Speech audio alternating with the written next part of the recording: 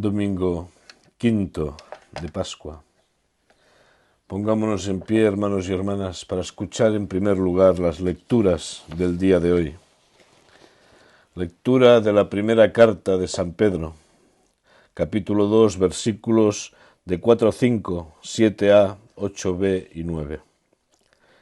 Cristo es la piedra viva, rechazada por los seres humanos, pero escogida y preciosa ante Dios. Al acercaros a Él, también vosotros sois como piedras vivas, con las cuales se está edificando una casa espiritual. De este modo llegáis a ser un sacerdocio santo, para ofrecer sacrificios espirituales que Dios acepta por medio de Jesucristo. Para vosotros, los creyentes, esta piedra es preciosa, pero los incrédulos tropiezan al desobedecer la palabra para lo cual estaban destinados. Pero vosotros sois linaje escogido, real sacerdocio, nación santa, pueblo que pertenece a Dios, para que proclaméis las obras maravillosas de aquel que os llamó de las tinieblas a su luz admirable.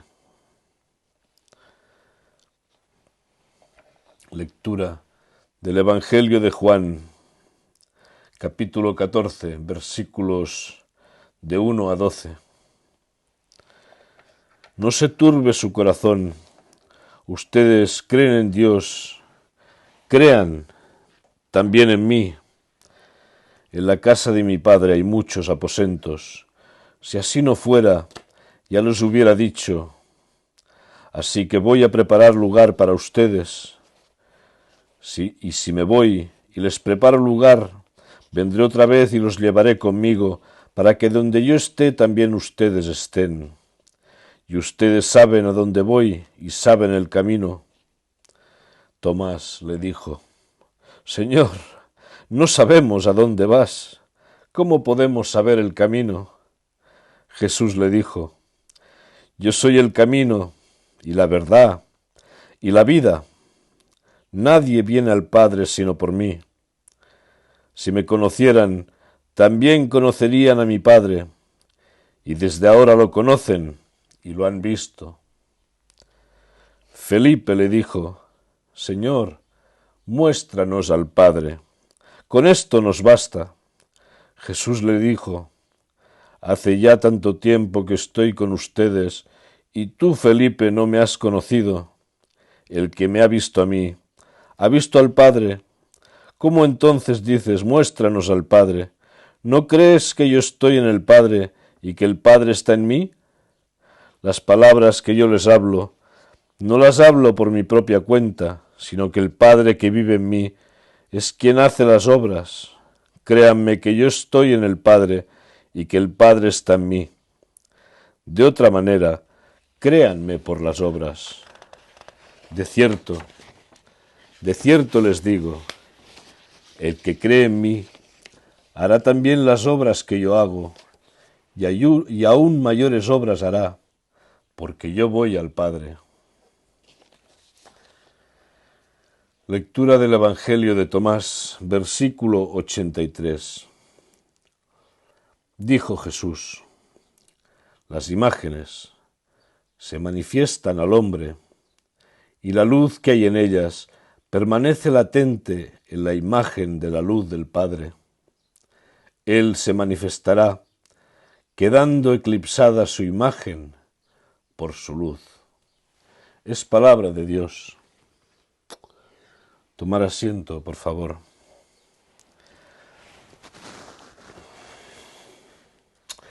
Vamos llegando al final de la Pascua.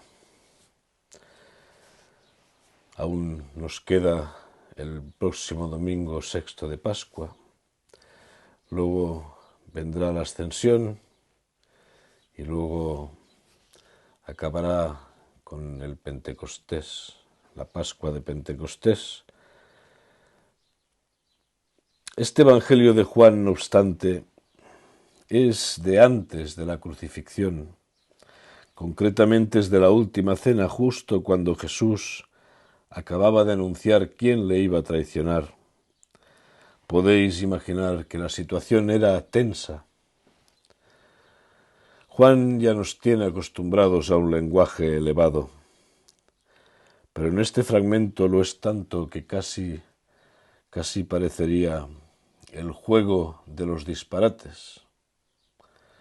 Jesús dice a sus discípulos cosas del todo incomprensibles. Y encima les dice que lo entienden. Tomás replica: Señor, no sabemos a dónde ir. ¿Cómo podemos saber cuál es el camino? No saben ni siquiera qué rumbo toma todo esto. ¿Cómo pueden saber hacia dónde deben de ir, no? Al final están en la última cena. No saben ni lo de la crucifixión ni lo de la resurrección. No saben qué va a pasar en Jerusalén. Ni se imaginan lo de la cruz. Al final parece que los discípulos intuyen que Jesús les está hablando del Padre. Y entonces Felipe se atreve a pedir una cosa: Señor, muéstranos al Padre y nos bastará. Pero tampoco acierta Felipe. Con esta petición solo pone de manifiesto que no han entendido absolutamente nada. Ahora es Jesús quien replica a Felipe: Felipe, hace tanto tiempo que estoy con vosotros y no me conoces.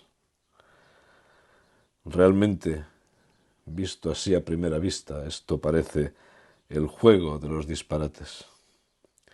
Y es que lo que el Evangelio de Juan nos quiere hacer descubrir solo se puede entender desde una cierta experiencia. Es como preparar a un ciego para que desee los colores antes de ver. Todo el Evangelio de Juan tiene un eje unificador: la invitación a creer. Su autor lo afirma de manera explícita al final. Lo que se ha sido escrito para que creáis que Jesús es el Cristo, el Hijo de Dios, y creyendo tengáis vida en su nombre. Juan 20:31. En el Evangelio de Juan, creer es un descubrimiento y una respuesta progresiva. No es algo que suceda de golpe. Es como la gnosis, no es una revelación que suceda de golpe. Es algo que se va descubriendo y se va consiguiendo progresivamente. Ocurre como en la vida. Cuando tenemos 2 meses, ya somos seres humanos, ciertamente, pero todavía no somos seres humanos plenamente. Vivimos creciendo, así también creemos creciendo. Los discípulos ya creen en Jesús, en cierto modo, pero no lo suficiente como para no abandonarle aquella misma noche y luego volver a él. Cuando Jesús dice a los discípulos que se va a casa de su Padre, en aquel momento se está refiriendo al Calvario, como veremos después.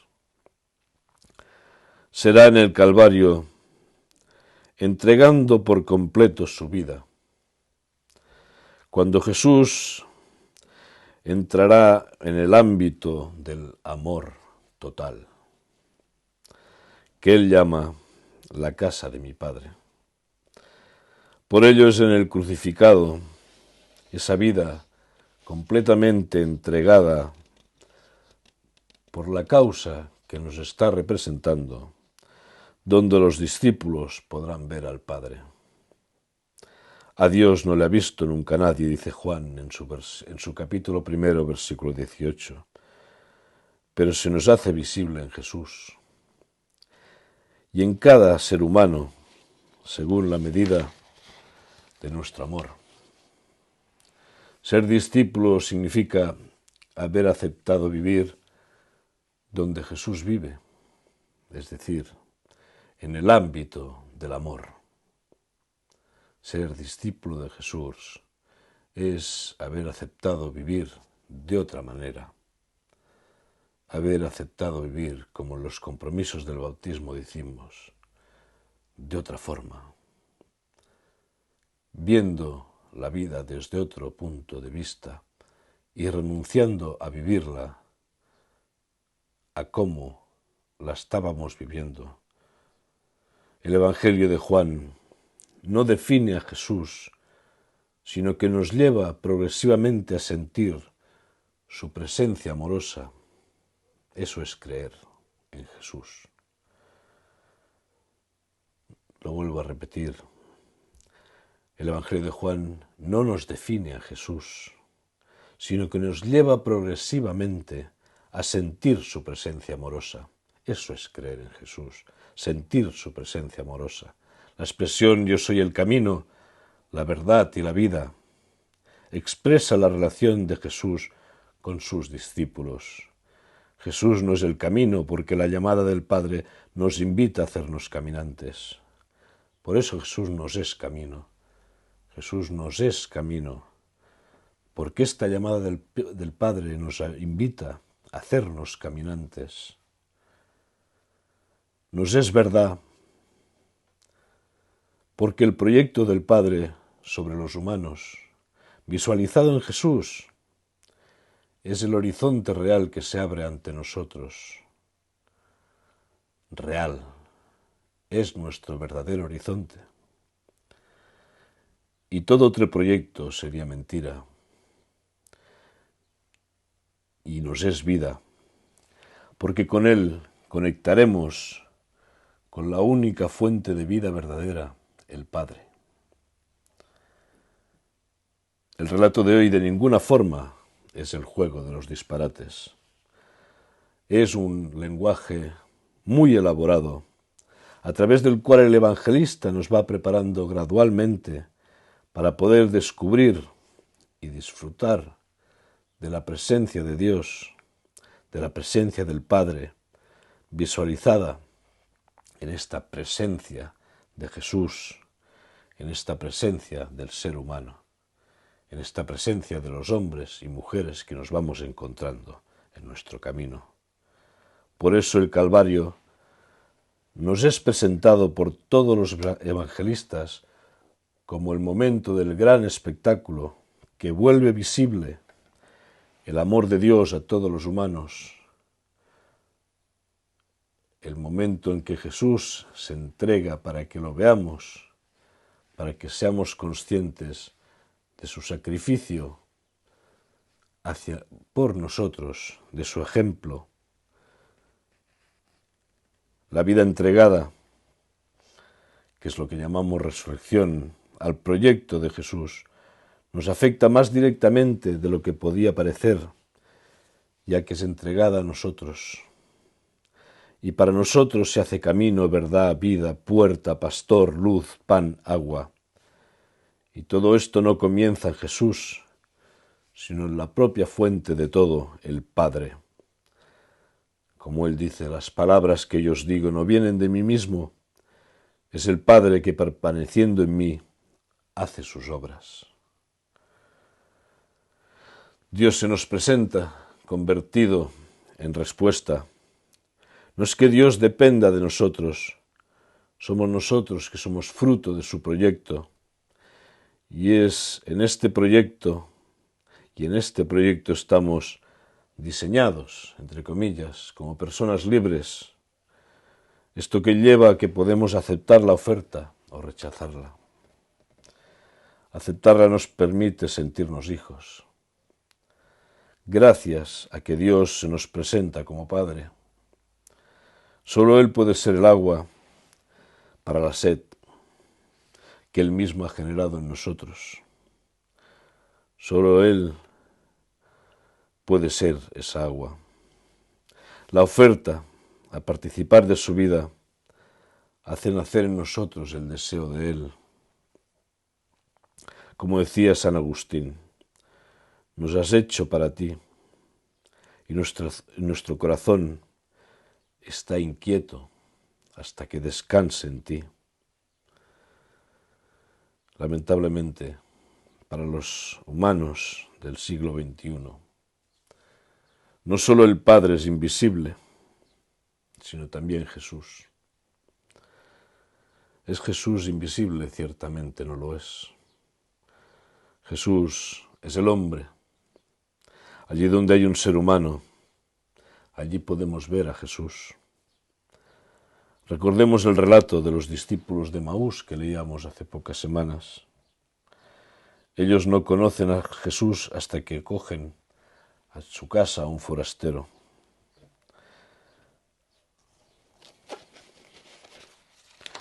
Para ver a Jesús necesitamos acoger a los forasteros.